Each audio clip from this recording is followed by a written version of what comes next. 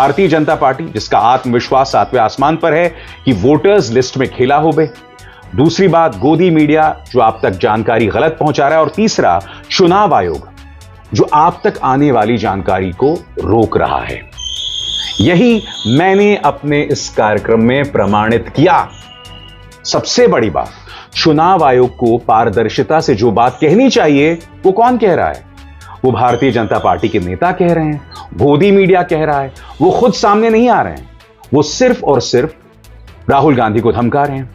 और उससे भी बड़ी बात, जो जानकारी पेश भी कर रहे हैं, फैक्ट चेक में पता चल रहा है कि उनके द्वारा मुहैया कराई गई जानकारी सरासर गलत है।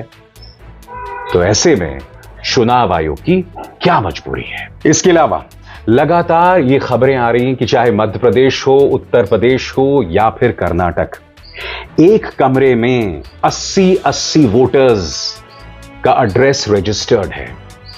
और जब आप वहां पर पड़ताल करने जाते हैं तो एक भी वोटर नहीं मिलता। दैनिक भास्कर इकलौता ऐसा अखबार है जो आपके सामने इस बारे में जो धांधली हो रही है, गड़बड़ी हो रही है, आप तक खबर पहुंचा रहा है। और दैनिक भास्कर की खबर आपकी स्क्रीन पर, मध्य प्रदेश में 1696 पते ऐसे जहां एक घर में 100 वोटर्स रजिस्टर्ड हैं। और इस खबर के आने के बाद चुनाव आयोग कह रहा है कि फर्जी नामों का वेरिफिकेशन होगा। मगर सरल शब्दों में 1696 पते ऐसे हैं जहां एक घर में 100 वोटर्स रजिस्टर्ड हैं। इसी लोकसभा चुनाव में एक व्यक्ति ने गुजरात के अंदर एक पोलिंग बूथ को हाईजैक कर लिया था और वहां से फेसबुक लाइव कर रहा था। इत्तेफाकन ये भी भाजपा का सपोर्टर था। एक भारतीय जनता पार्टी का समर्थक गोद में अपने बच्चे को लेकर एक पोलिंग बूथ के अंदर घुस जाता है। कोई उसे रोकने वाला नहीं है। यह सब कैमरे पर कैप्चर हुआ।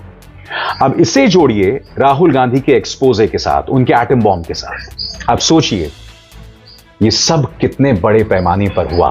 और चुनाव आयोग अब भी राहुल गांधी को या विपक्ष को डिजिटल डेटा देने को तैयार नहीं है। मैं जानना चाहता हूं क्यों राहुल गांधी के सवालों का जवाब देने के बजाय उन्हें धमकाया जा रहा है। और सबसे बड़ी बात, मैं चुनाव आयोग को याद दिलाना चाहूंगा कि 2014 में एक महान व्यक्ति ने आखिर चुनाव आयोग के बारे में क्या कहा था। यह महान व्यक्ति कोई और नहीं, स्वयं प्रधानमंत्री नरेंद्र मोदी थे, जो गुजरात के मुख्यमंत्री हुआ करते थे। उनके दो बयान आपके स्क्रीन पर। पहला बयान, चुनाव आयोग, आप दुनिया को डराना, मोदी को डराने की कोशिश ना करना। यह है उनका बयान, मगर मोदी पर कोई सख्ती नहीं। फिर दूसरा बयान, if election commission feels bad about what I am saying, they are free to launch a case against me again, but they must handle polls unbiasedly, says Narendra Modi. सरल शब्दों में कहा जाए, प्रधानमंत्री यहां ये कह रहे हैं कि अगर चुनाव आयोग को मेरी बात बुरी लग रही है तो वो मेरे खिलाफ केस कर सकते हैं, मगर उन्हें चुनाव निष्पक्षता से करानी चाहिए। यह थी चुनाव आयोग की हालत 2014 से पहले, जब नेता विपक्ष या विपक्ष का एक नेता चुनाव आयोग पर सवाल खड़े कर सकता था और चुनाव आयोग उसे इस तरह से धमकाता नहीं था। और नतीजे आपके सामने हैं।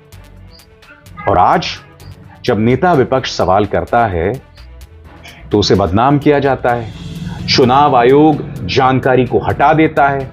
सबसे बड़ी बात, उसके अपने वेबसाइट में जो जानकारी है वो धीरे धीरे गायब हो रही है। और इसी का पर्दाफाश सोशल मीडिया में, ट्विटर पर लोग लगातार कर रहे हैं। ऐसे पत्रकारों का शुक्रिया अदा करना चाहिए, ऐसे फैक्ट चेकर्स का शुक्रिया अदा करना चाहिए जो आप तक ये जानकारी ला रहे हैं।